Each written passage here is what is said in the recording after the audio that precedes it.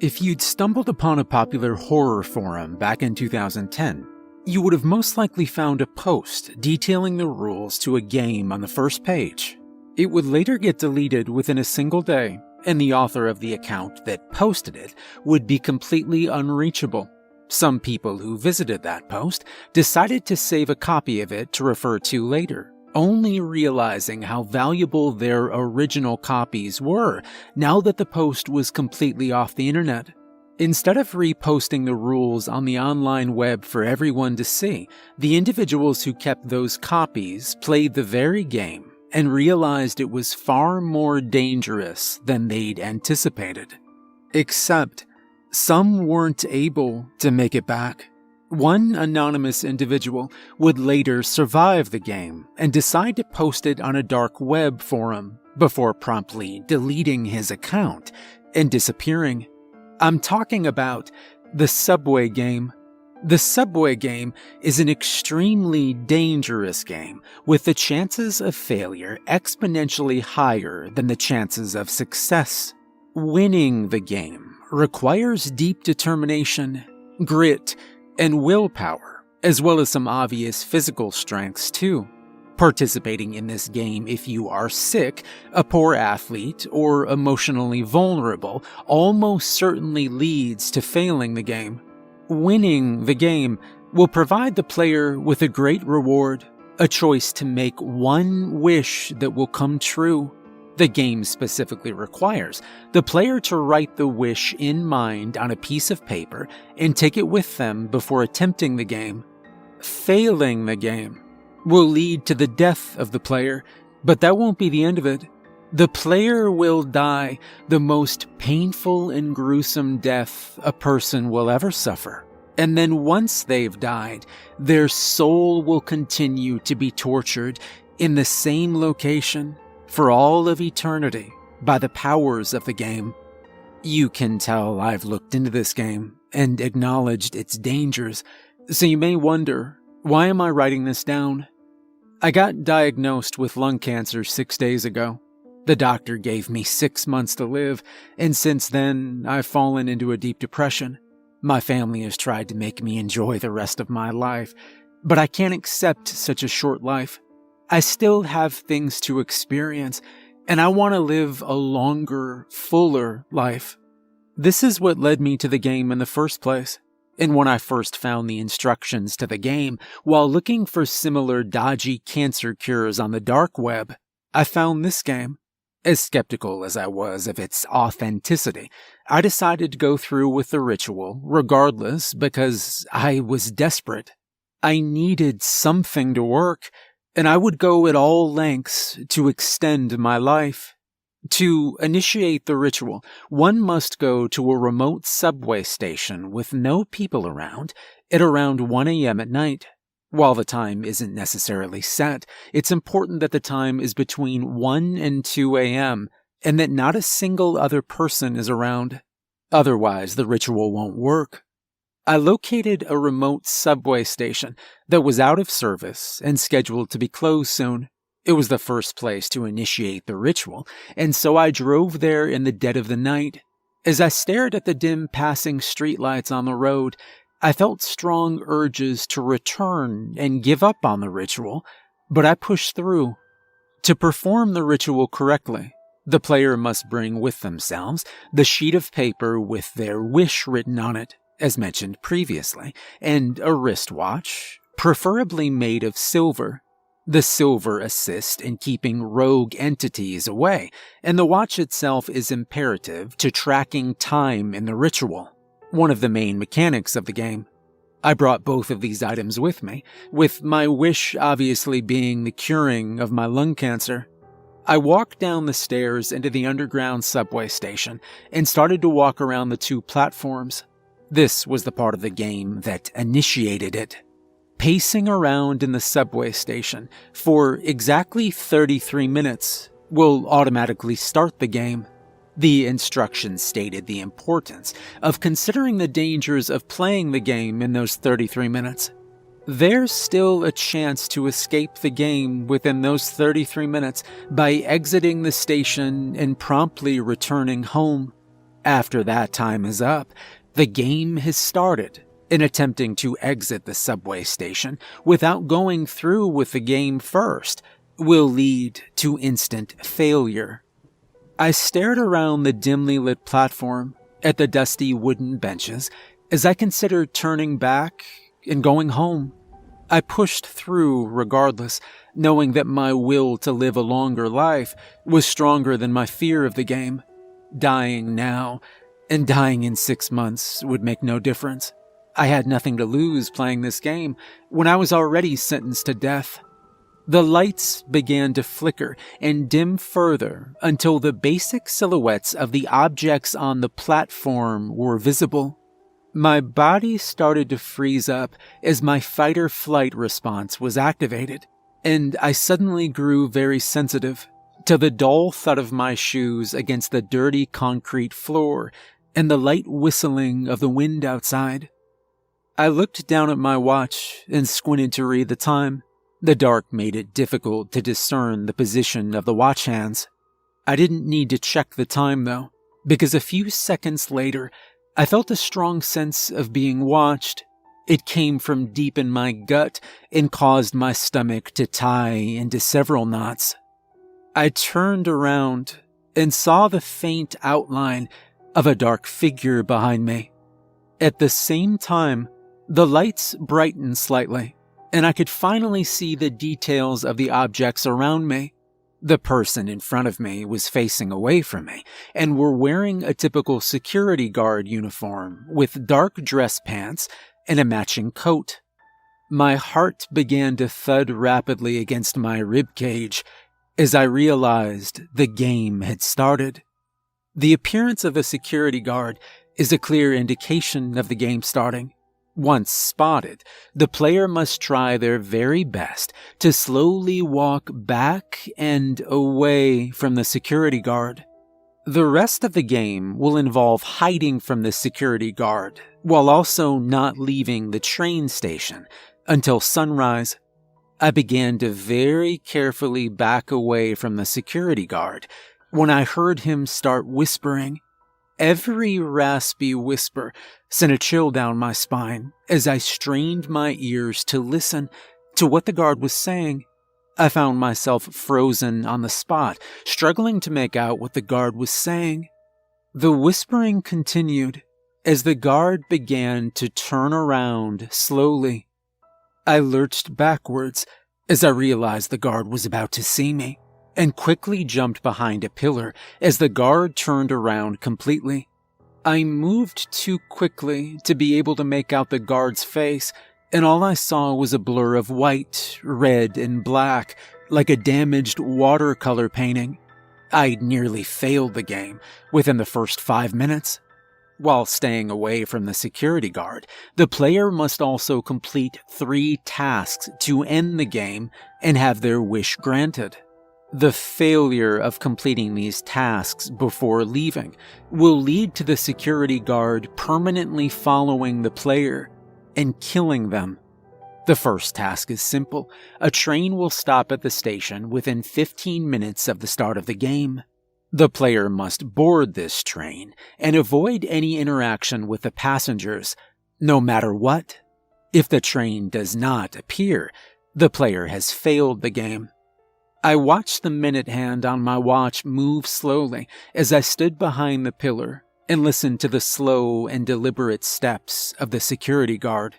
He had stopped whispering to himself and begun walking around the platform. As the minutes passed and the train didn't appear, I began to worry. I heard the steady rumble of a train on the tracks just before 15 minutes had passed. I slowly peeked from behind the pillar and noticed that the security guard boarded the train with his back still turned to me. The train itself was a typical modern train with nothing out of the ordinary. I walked over to the train and boarded it just before the doors closed. The security guard could still chase me on the train, and so I had to constantly move around making sure that he didn't find me as I searched through the entire train. The rule stated that the train ride would be no longer than 10 minutes, with the train stopping at the same subway station at the end of the ride, as the player continues to pass through carriages to avoid the security guard. They would notice that the carriages are endless. The goal is to keep moving through carriages and not stopping to rest, even if the player is confident that the security guard is multiple carriages behind, because they can be caught off guard at any moment. The train was packed to the brim. Almost every seat was occupied, with people of all ages and genders, and it pretty much seemed like a normal, busy morning train. I began to walk from carriage to carriage, ignoring everyone and not making any eye contact. As I was passing through my 5th carriage, I accidentally tripped on a baby stroller wheel in the middle of the carriage and nearly fell on the baby itself. The mother of the child reacted quickly and locked eyes with me. I instinctively began to apologize, and as soon as the first syllable came out of my mouth, the entire cabin of people fell silent and locked their eyes on me. The warm, bustling environment of the carriage was reduced to a cold, silent stare. I quickly removed my watch and threw it far away behind me as everyone in the carriage simultaneously jumped towards it. Taking this as my cue, I quickly ran as fast as I could through the carriages, making sure that I didn't interact with anyone this time. The train began to slow and pulled to a stop at the same subway. I quickly departed the train and hid behind the same pillar just as the security guard got off the train as well, with his back still turned to me. My mistake on the train had cost me my silver watch, and without it, winning the game was going to be much more difficult. The instructions to the game state that when the player gets off the train, they will find themselves on the same station. While they will geographically be on the same station, they'll have actually moved to another dimension. The rest of the game will occur in this strange new world full of entities that humans were never meant to interact with. Leaving the train station here almost certainly means a death from the entities outside. The subway station itself acts as a midway medium between the normal world and this world, forming an ideal location to proceed with the rest of the ritual. The second task involves finding a door. This hypothetical door will lead to stairs that ascend into a new area, the place where the final task will be performed. All the while, the player must avoid the night guard and anything else on the subway. While the task seems incredibly easy, many people who have won the game claim it was the hardest part. I watched the night guard continue to pace around the station, with his back always turned to me. My blood ran cold when a disturbing thought that sent chills down my spine formed in my mind. The only feasible way for the night guard to consistently keep his back turned to me would involve him knowing where I was and where I was facing to begin with. I felt my stomach sink to the floor as I continued to watch the night guard, who not once turned to face me. He was just playing with me. I needed to find that door fast. As the security guard began to walk past the pillar, I slowly walked around and began to scan the dimly lit platform with my eyes. I couldn't see any door yet, and so I slowly crawled forward on the platform, ducking behind a bench occasionally as I heard the security guard get closer. I got around the whole platform using this strategy of ducking behind benches and objects every time I felt the security guard coming closer. But as I scanned the whole platform, I realized that I couldn't find a single door. A familiar voice sliced through the air. It was my mother's voice, and she was yelling at me to call back. She seemed worried from the sound of her voice. "Come back, Ethan." I was about to yell back when I realized it would be impossible for my mother to be here. She had died 2 years ago. Just as I was processing this, I began to hear the sound of police sirens and a man yelling at me to come out. More voices melded into the chorus, and soon the subway was an echoing cacophony of familiar and unfamiliar voices, all singing the same chorus. Whatever was outside was trying to break me and make me come outside the subway station. I continued to look around the platform for my exit ticket. The door. I was crouched behind a bench when I realized that I'd lost track of where the security guard was as I was listening to these voices. That's when I felt a cold, hard grip on my ankle. I whipped my head around and saw the security guard still with his back turned to me, grabbing me with his arm bent in an impossible way. My shrill scream echoed across the entire subway station as I jumped back. The grip on my leg loosened, and I was able to kick away and quickly get on my feet before the security guard began to walk backwards towards me at an impossible speed. I continued to run, knowing that I'd failed the game. I couldn't run forever. And soon enough, the night guard or something else lurking in the shadows will grab me. Just then, a thick black tendril curled out from under the platform and grabbed my ankle. It pulled me onto the tracks like I was a rag doll. As I inevitably slipped and fell first on the hard concrete platform, my vision began to narrow, and I saw pinpricks of light in my vision. My head felt like it was underwater, and my thoughts began to mush together until they all felt like they were lost in fog. The excruciating pain of my entire body being battered against the rough rocks on the tracks somehow brought me back to my senses. My eyes were blurry with tears, and my entire body stung from newly formed bruises, cuts, and grazes. The tendril continued to pull me in towards a black mass from beneath the platform. It was somehow darker than the darkness under the platform itself, and its grip on me was firm. I grabbed a rock from the tracks and smashed it on the tendril. It unwrapped from my leg just as I brought the rock down on it, and I accidentally hit my own ankle instead. Every single nerve in my ankle burned with excruciating pain the moment the rock slammed against it, and the dull crack that permeated the air made it obvious that I had possibly fractured a bone. Just then, the night guard also jumped down on the tracks as the tendril prepared to grab my now hurt ankle again. I began to crawl away helplessly.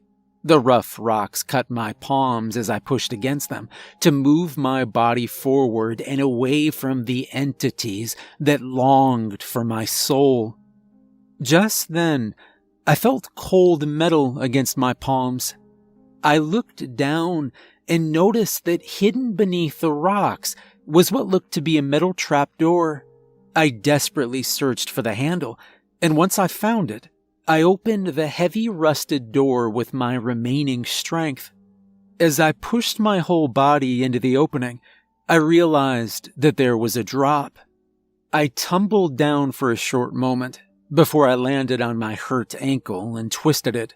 The pain nearly blinded me as I curled into a fetal position in agony.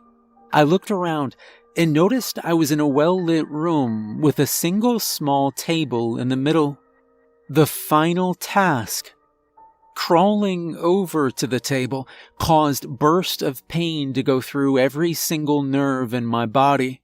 My muscles burned and ached, and I was on the verge of passing out. I quickly placed the sheet of paper with my wish on the table, just as my vision went black. They found me bruised and battered on the tracks just outside the entrance of the subway station.